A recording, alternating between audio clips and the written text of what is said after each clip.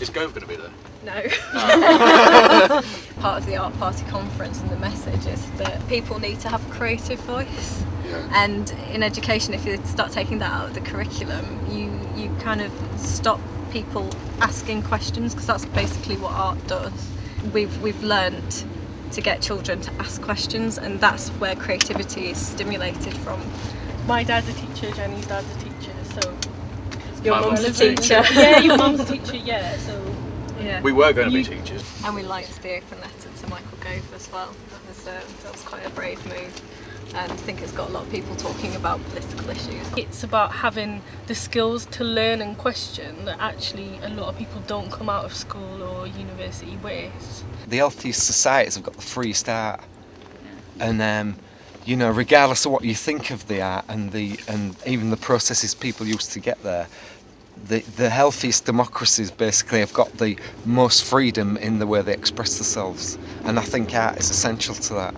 But like Jenny says, you know, creativity, you know, it's a spark. As a lot of people have been saying, I think for me it's the main difference between learning and understanding. But no, basically I think people look at the arts and they think, right, well that's just a load of bohemian idiots messing around and not really adding anything to society or the economy. You know, look, to do this, to improve ourselves, we need to work harder, work better. The art practice and the kind of drawing or painting or whatever you do to kind of make your visual thing is really such a small part of our education.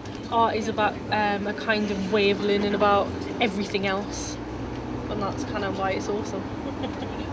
It's an opportunity to connect arts practice back up with politics with a small p. I think in recent years that's got somewhat lost, and I think this is a great opportunity, particularly because its art is led.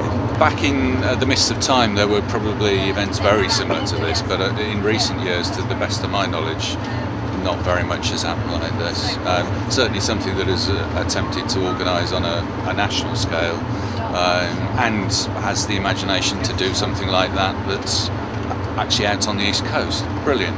Government needs to develop a discourse of hope and creativity where human beings feel empowered to use their ingenuity to get themselves out of the crisis we face. You need to rethink the role of creativity in society and realise that innovation comes from optimism, creativity, risk-taking and art. Bob and Roberta.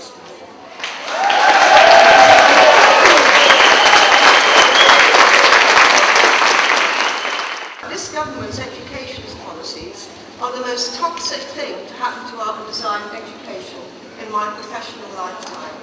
We found quite a lot of the performances maybe a bit problematic in they're kind of celebrating a spectacle. So for example, where people are throwing things at Michael Gove, it's very sort of symbolic of something. It's quite literal. It's Punch and Judy, isn't it? It's a bit Punch and Judy, but that's fine because on the like seaside we're maybe, in Scarborough, but I know what you mean. It is very Punch and Judy. I think it's the smaller interactions and the kind of big talk maybe that's going to be most interesting. We're quite interested in conversation, aren't we? And things like the nail bar sort of generates new conversation with people because you're sort of sat opposite and talking to them. So they've got a choice of about 15 different arts educators that you choose from, and whichever one you read a little profile of them, and then you decide which one you want, and they put that on the nail for you there.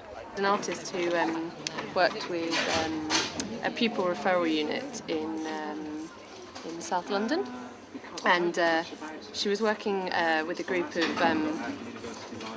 of women who were not in mainstream education anymore, and she was looking at how you could start embarking on talking about feminism, and it was something that wasn't maybe high on people's lists but had really strong opinions about. Kind of, they were all had amazing nails, and they were kind of looking at okay, well, how do we start talking about something that is already something that's talked about in the group? And so what you had on your nails was like a really big thing. So they started looking at who you would put on your nails and what women have affected their lives and been part of that. And it became kind of conversations that kind of would carry on beyond that group then, because people would be like, oh, So the nail bar becomes the space that people start talking about feminism. Proper conversations going on in Yeah. here. Talking to people, making connections. It's a fantastic turnout. Yeah, really nice to see a lot of people that I know as well. It's definitely an industry, and I think everyone's vying for the airtime or the visual time that they need. I do a lot of work in collaboration. It's one of the main things that I enjoy. I like being challenged by that. I like being really confused by it as well, which is often one of my states of being. But collaboration not only between other artists but between other practices, so I don't know, scientists, linguists, musicians, etc. I think it can only enhance what people can then see and experience. I think if you're confident in your own creativity, you don't feel threatened by other ideas, you just appreciate them and enjoy them, you know. So that in that sense, competition, to me, there isn't any competition, there's just other good ideas out there. You know, and that was one of the good things what they just said in there actually, was that someone said it's not where you get the idea from, it's where you take it to.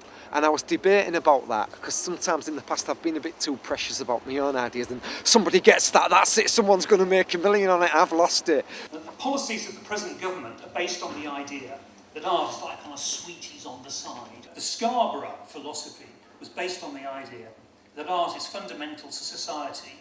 And if you don't understand the innovations of your own time, you're not really participating in the world around you.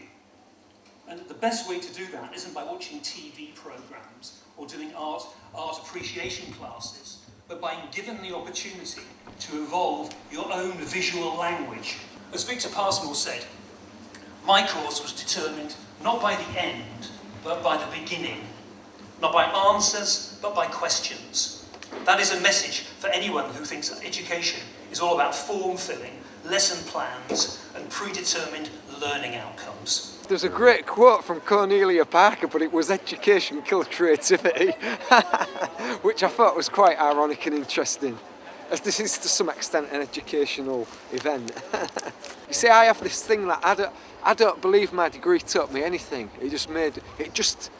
I was a creative person. You go to university, they say, right, we'll give you these tests, and if you pass these tests in a certain way, you get a first, and if you pass these tests in another way, you get a 2-1 or a 2-2. It would be better to just build a portfolio and make your own way, rather than getting 27 grand in debt.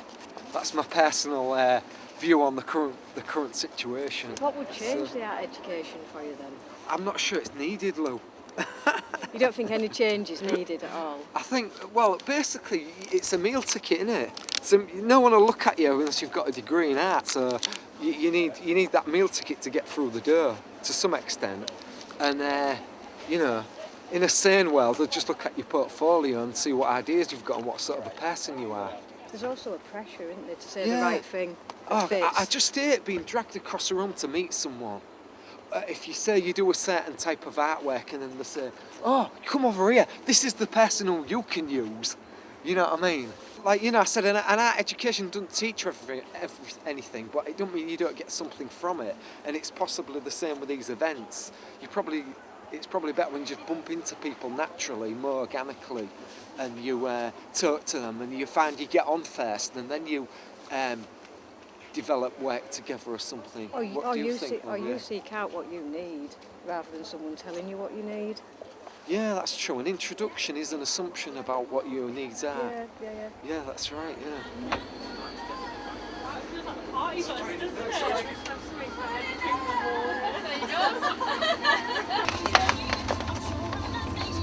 It wasn't what I expected, but I don't know really what I was expecting either.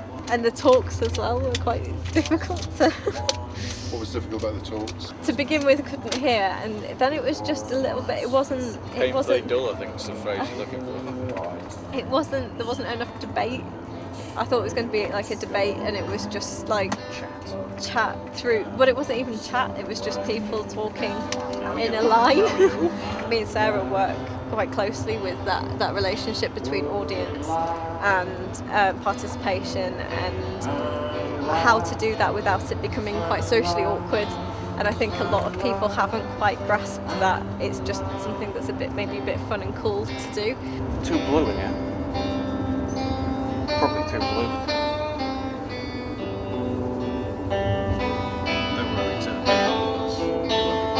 What if it is though? What if it is? What if oh, that's Exposed to too much blue light. Your life is one long joke, and you won't get the punchline till you croak. There's no room for sadness in this song. Sadness is as bogus as aliens. Your life is one long joke, and you won't get the punchline till you croak. And then you'll laugh and laugh and laugh and laugh and laugh and laugh. Sadness is bogus while it is. Sadness is bogus, there's no room.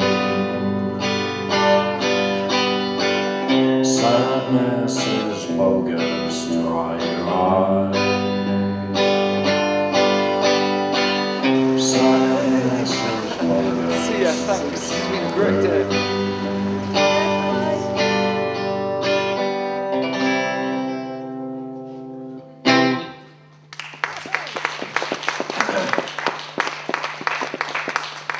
Thank you very much.